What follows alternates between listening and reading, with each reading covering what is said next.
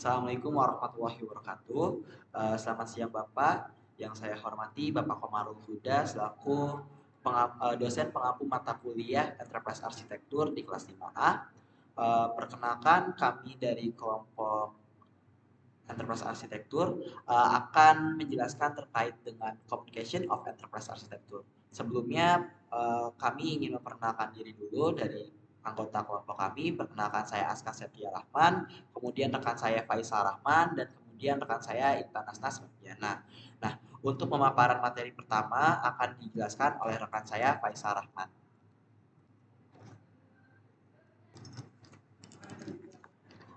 Baik, untuk materi pertama terkait dengan Communication of Enterprise Architecture, yang mana penggambaran sebuah arsitektur ini adalah memang sebuah bentuk dari komunikasi itu sendiri. Nah, beberapa hal yang harus diperhatikan dalam hal tersebut, yang pertama ini ada ekspresi sistem, kemudian ada analisis, ada perencanaan bisnis, persiapan dokumen, dan juga tinjauan, analisis, dan juga evaluasi. Kemudian masing-masing penggunaan arsitektur ini melibatkan bentuk komunikasi yang mana komunikasi ini memberikan pandangan atau perspektif yang berbeda, perspektif teoritis dan juga perspektif praktis nih dibagi. Komunikasi ini dibagi menjadi dua. Nah, yang pertama ini ada terkait dengan persepsi teoritis yang mana persepsi ini lebih fokus pada komunikasi sebagai pengembangan sistem secara umum yang diartikan sebagai sistem yang terbuka dan juga aktif. Kemudian untuk persepsi yang praktis, ini didefinisikan sebagai perangkat pedoman yang akan membantu arsitektur dalam pemilihan bahasa deskripsi arsitektur dan juga pendekatan yang lebih tepat lagi. Nah, untuk materi terkait dengan sistem development akan disampaikan oleh Aska. Baik, terima kasih banyak Faisal atas kesempatannya. Saya akan menjelaskan terkait dengan System Development as a Knowledge Transformation Process. Nah, sebelumnya pengembangan sistem sebagai proses transformasi pengetahuan di mana percakapan digunakan untuk berbagi dan menciptakan pengetahuan yang berkaitan dengan sistem yang sedang dikembangkan, serta proses pengembangan itu sendiri eh, Nah, di sini eh, System Development Community merupakan sekelompok objek seperti aktor dan representasi yang terlibat dalam pengembangan sistem. Nah, kemudian juga dalam pengembangan sistem itu ada fokusnya. Nah, di sini concernnya itu apa sih? Concernnya merupakan kepentingan stakeholder yang sehubungan dengan deskripsi arsitektur dari beberapa sistem yang dihasilkan dari tujuan stakeholder dan peran saat ini atau masa depan yang dimainkan oleh sistem dalam kaitannya dengan tujuan tersebut. Kemudian ada sistem development knowledge. Nah, di sini sistem development knowledge ini dapat memiliki beberapa karakterisasi di dalamnya. Nah, yang pertama itu ada perspektif, kemudian scope, ada design chain, kemudian ada historical perspective, dan ada abstraction level. Nah, mungkin saya akan bahas terlebih dahulu terkait dengan sistem development knowledge-nya itu sendiri. Nah, jadi sistem development community akan menyimpan pengetahuan terkait dengan sistem yang sedang dikembangkan atau knowledge yang dari sistem yang sedang dikembangkan. Nah, uh, komunikasi yang terjadi dalam sistem development community ini pada dasarnya ditujukan untuk menciptakan, memajukan, dan menyebarluaskan knowledge yang didapat ketika pengembangan sistem berlangsung. Tergantung pada fokus dari organisasi, stakeholder akan tertarik pada topik knowledge yang berbeda yang berkaitan dengan sistem yang sedang dikembangkan. Nah, karakterisasi yang pertama adalah perspektif. Nah, perspektif ini merupakan artefak seperti sistem yang dapat dipertimbangkan dari perspektif yang berbeda. Nah, perspektif sendiri terdiri atas business application and technology aspect of a computerized information system, kemudian social, symbolical, and physical aspect of a system, dan yang ketiga adalah process information actors and technology featuring in a system. Nah, kemudian yaitu scope. Scope meliputi mengingat domain seperti sistem atau proyek pengembangan. Organisasi dapat mengidentifikasikan beberapa cakupan saat mendekati domain seperti enterprise-wide, kemudian department spesifik, task spesifik, dan lain sebagainya. Nah, kemudian juga ada design chain. Nah, design chain itu ketika mempertimbangkan desain beberapa artefak, perbedaan dapat dibuat. Nah, di dalam design chain ini perbedaan yang dapat dibuat itu meliputi 6 mohon maaf, 5 hal. Yang pertama adalah purpose, yaitu berkaitan dengan tujuan artefak tersebut diperlukan. Kemudian functionality berkaitan dengan fungsionalitas artefak yang digunakan untuk menyediakan lingkungan yang sesuai. Kemudian ada desain, bagaimana sih cara merealisasikan fungsionalitas yang telah disediakan. Kemudian ada quality, bagaimana hasil yang akan dihasilkan. Dan terakhir adalah cost, bagaimana keuangan yang perlu dikeluarkan dan perlu direncanakan. Nah, kemudian karakterisasi yang keempat itu ada historical perspective. Nah, historical perspective ini meliputi mengingat artefak dengan desain, seseorang dapat mempertimbangkan versi yang berbeda dari desain artefak dari waktu ke waktu. Dalam hal sistem, seseorang atau organisasi dapat mempertimbangkan versi saat ini, versi yang akan ada setelah proyek pengembangan selesai, dan versi dari sistem masa depan yang berfungsi sebagai navigasi untuk memandu pengembangan sistem di masa mendatang. Nah, dalam hal proses pengembangan juga, organisasi dapat mempertimbangkan rencana atau strategi pelaksanaan yang digunakan saat ini atau rencana atau strategi pelaksanaan yang telah digunakan sebelumnya. Nah, kemudian itu yang terakhir adalah karakterisasi yang terakhir adalah abstraction level. Nah, abstraction level ini ketika mempertimbangkan suatu domain, organisasi dapat melakukan pada beberapa tingkat abstraksi. Berbagai bentuk abstraksi dapat dibedakan. Nah, misalnya tipe instannya, kemudian generalisasinya, enkapsulasinya, dan penyembunyian detail implementasinya. Nah, selanjutnya adalah explicitness of knowledge. Nah, explicitness of knowledge ini terdapat dua hal dalam explicitness knowledge, yaitu explicitness of knowledge itu sendiri dan juga tacit knowledge. Nah, jadi pada pengetahuan eksplisit itu merujuk pada pengetahuan yang dapat dieksternalisasi dalam beberapa representasi. Nah, dengan representasi knowledge, organisasi merujuk pada proses pengkodean pengetahuan dalam beberapa bahasa pada beberapa media. Nah, kemudian ada tacit knowledge atau pengetahuan tacit. Nah, ya, pengetahuan tacit ini merupakan jenis pengetahuan yang bersangkutan yang tidak dapat dengan mudah direpresentasikan pada suatu media. Nah, knowledge representation ini meliputi formability, quantifiability, dan juga executability. Nah, formability ini berkaitan dengan tingkat formabilitas untuk menunjukkan jenis bahasa yang digunakan untuk mewakili knowledge yang ada. Nah, bahasa yang digunakan itu dapat berupa formal, dengan kata lain bahasa dengan semantik yang terdefinisi dengan baik, yang mendasari dalam beberapa domain matematika, atau bisa juga disajikan dalam bahasa informal yang tidak didukung secara matematis dan umum atau bahasa alami seperti ilustrasi grafis atau animasi. Nah, kemudian ada quantifiability yang meliputi aspek yang berbeda dari artefak yang dirancang, baik itu bagian dari target atau domain proyek yang dapat diukur. Kemudian kuantifikasi dapat dinyatakan dalam satuan volume, kapasitas, beban kerja, usaha, sumber daya, penggunaan waktu, durasi, frekuensi, dan lain sebagainya. Nah, kemudian ada juga executability. Nah, executability ini berkaitan dengan pengetahuan yang direpresentasikan menyangkut artefak dengan perilaku operasional. Nah, executability ini dapat berupa simulasi, prototipe, animasi yang dihasilkan, atau bahkan perilaku operasional penuh berdasarkan spesifikasi yang dapat dieksekusi. Nah, kemudian ada juga comprehensibility yang merepresentasikan pengetahuan tidak dapat dipahami oleh audiens yang dituju, yang mungkin tidak dapat dipahami oleh audiens yang dituju.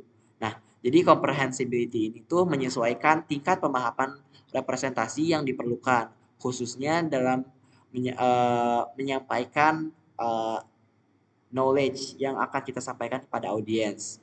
Nah, Kemudian ada completeness, yaitu representasi pengetahuan yang mungkin lengkap ataupun tidak lengkap yang berkaitan dengan topik pengetahuan yang ingin dibahas. Nah, selanjutnya ada transformation of knowledge. Nah, transformation of knowledge ini tuh terjadi pada pengembangan suatu sistem. Nah, jadi selama pengembangan suatu sistem, sistem dan wawasan baru akan muncul dan desain dibuat serta sudut pandang yang baru itu akan selalu dibagikan, baik itu dalam bentuk opini, baik itu dalam bentuk keputusan maupun desain. Nah, hal-hal ini akan mengarah pada satu kondisi yaitu transformasi pengetahuan, di mana pengembangan pengetahuan ini dapat terjadi secara keseluruhan. Nah, eh, representasi dari aktor-aktor dalam komunitas pembangunan dapat dilihat sebagaimana knowledge itu dibagikan gitu.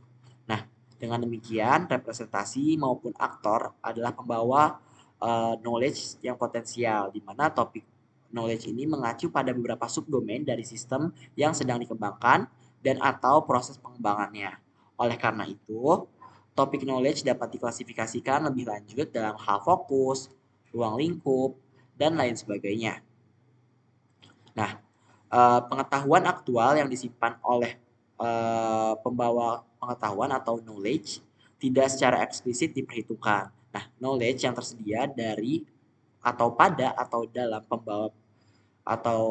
dalam pembawa knowledge itu sendiri adalah gagasan subjektif. Nah, knowledge seperti yang ada dalam komunitas pembangunan dapat dilihat berkembang melalui sejumlah negara.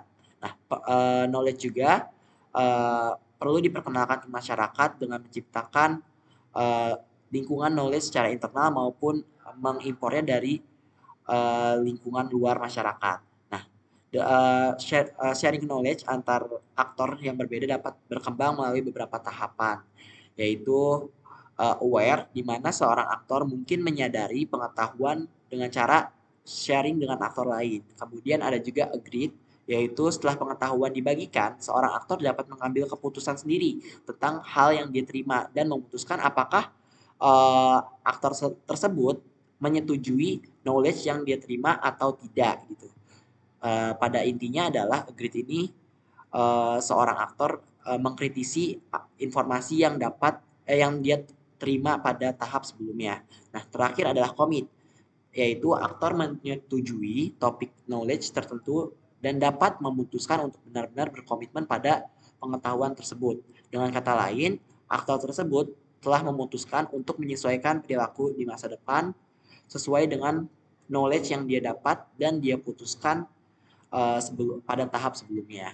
Nah, selanjutnya adalah conversation strategis yang akan dijelaskan oleh rekan saya, Faisal Rahman. Kepada Faisal Rahman, dipersilakan.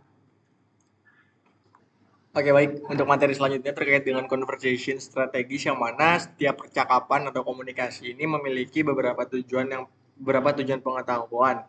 Yang pertama ini adalah availability of resource yang mengacu pada ketersediaan sumber daya yang dapat digunakan dalam percakapan itu sendiri. Kemudian ada poin yang kedua terkait dengan complexity, yang mana sumber daya yang dibutuhkan untuk percakapan yang tadi memiliki kompleksitas yang dipengaruhi oleh strategi yang akan dipakai. Contoh faktor kompleksitas tersebut adalah yang terinspirasi oleh Frankson, yang mana heterogenitas aktor yang terlibat, jumlah aktor, kompleksitas teknologi yang digunakan, kompleksitas pengetahuan yang dibicarakan, dan juga ukuran dari kesenjangan yang ada. Dan poin yang ketiga ini terkait dengan uncertainty, yang mana jika memang ingin kita menggunakan strategi percakapan yang baik untuk situasi yang ada atau beberapa situasi, juga harus dibarengi dengan pengetahuan dan juga tujuan yang ada. Sehingga nantinya kita akan menemukan bahwa strategi ini cocok untuk percakapan atau komunikasi yang kita gunakan, seperti itu. Nah, adapun strategi elemen dari percakapan ini mencakup execution plan yang terdiri dari serangkaian percakapan yang dilakukan bersama-sama dengan perintah eksekusi yang juga direncanakan. Kemudian ada description language yang mana ini menggunakan bahasa yang ditentukan untuk percakapan itu sendiri. Kemudian ada media, ada cognitive mode yang dibagi menjadi dua, ada pendekatan analisis dan juga pendekatan eksperimental. Yang mana pendekatan analisis ini adalah ketika informasi yang diproses ini dianalisis kembali dan informasi yang ada ini disederhanakan melalui abstraksi untuk mencapai pemahaman yang lebih dalam dan lebih invarian lagi. Kemudian untuk yang pendekatan eksperimental, yaitu ketika kita menggunakan pendekatan ini, para aktornya belajar terkait dengan eksperimen dan melakukan eksperimen itu sendiri. Yang mana tujuannya adalah untuk mengurangi ketidakpastian dalam menghasilkan lebih banyak informasi yang ada. Seperti itu.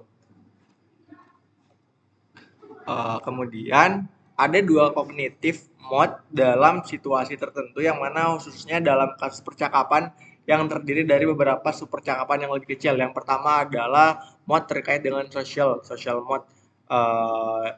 Di social mode ini cara yang mana aktor ini akan melaksanakan proses pengembangan sistem yang berkolaborasi dengan aktor dari domain bisnis. Nah, dari social mode ini juga dibagi menjadi beberapa opsi. Yang pertama adalah expert driven, yang dipengaruhi oleh para ahli yang sebagai aktor proyek itu sendiri, yang akan menghasilkan deskripsi berdasarkan keahlian mereka. Kemudian yang kedua adalah opsi terkait dengan partisipatif, yang mana ini merupakan pendekatan dalam proyek yang menghasilkan deskripsi dalam kerjasama yang erat dengan beberapa atau semua pelaku arsitektur.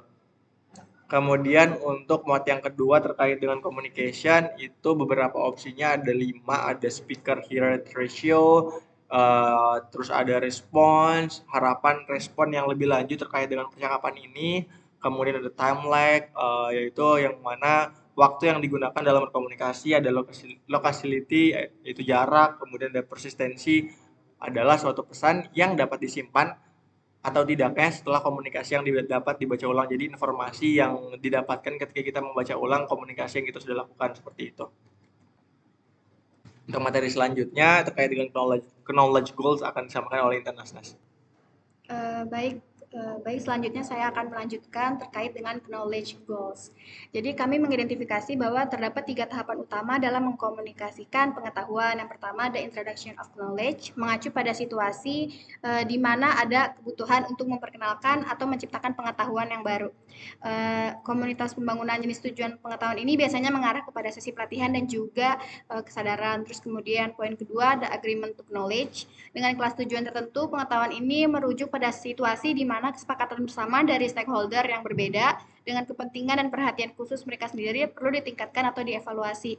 Terus poin yang ketiga yaitu commitment to knowledge. Dalam kasus ini, tujuan pengetahuan melampaui pencapaian kesepakatan dan para stakeholder ini harus bersedia untuk bertindak berdasarkan pengetahuan yang mereka setujui. Selanjutnya terdapat conversation technique. Nah, dalam pengembangan arsitektur ini terdapat sejumlah teknik percakapan yang menyangkut komunikasi model arsitektur. Yang pertama ada brown paper session.